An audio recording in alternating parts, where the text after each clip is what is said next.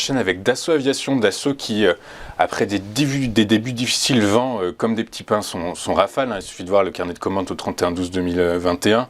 86 Rafales contre 62 l'année précédente. Le groupe a publié ses résultats ce matin, ils sont très bons.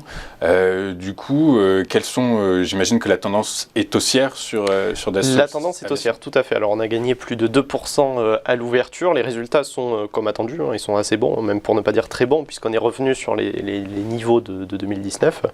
Un chiffre d'affaires à 7,2 milliards d'euros, un résultat net en hausse de 75% sur un an. Donc voilà, encore une fois, les résultats sont très très bons.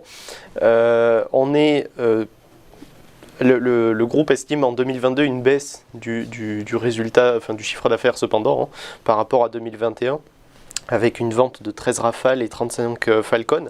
Alors qu'est-ce qui fait que Dassault augmente aujourd'hui? Voilà, on a le graphique là, on est revenu sur les niveaux d'avant-crise. Donc là, on va essayer de chercher ce niveau de résistance que j'ai mis en rouge. Pour l'instant, qui est à combien du coup? Qui est donc autour de 137-142 euros à peu près. Okay. Donc ça c'est un canal de résistance.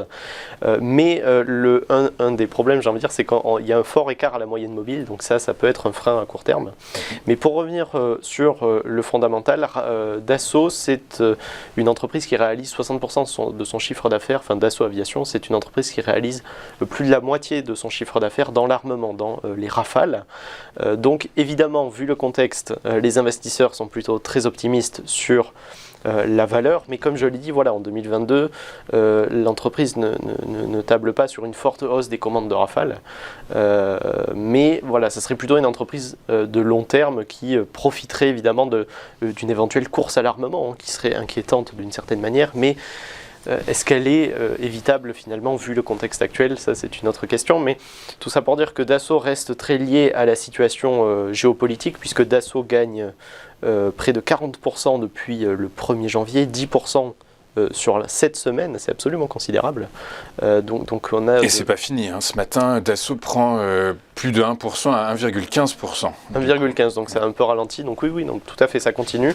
Ça, ce sont les perspectives. Encore une fois, on pourrait avoir quelques petits replis. Le support le plus bas serait autour de 125.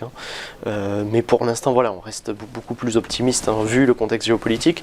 L'entreprise a publié ses résultats, comme attendu, ils sont très bons. On a une belle reprise du groupe. Maintenant, il faut voir si ça dure dans le temps, puisqu'en 2022, on aurait un léger ralentissement. A priori, c'est ce qu'anticipe le management.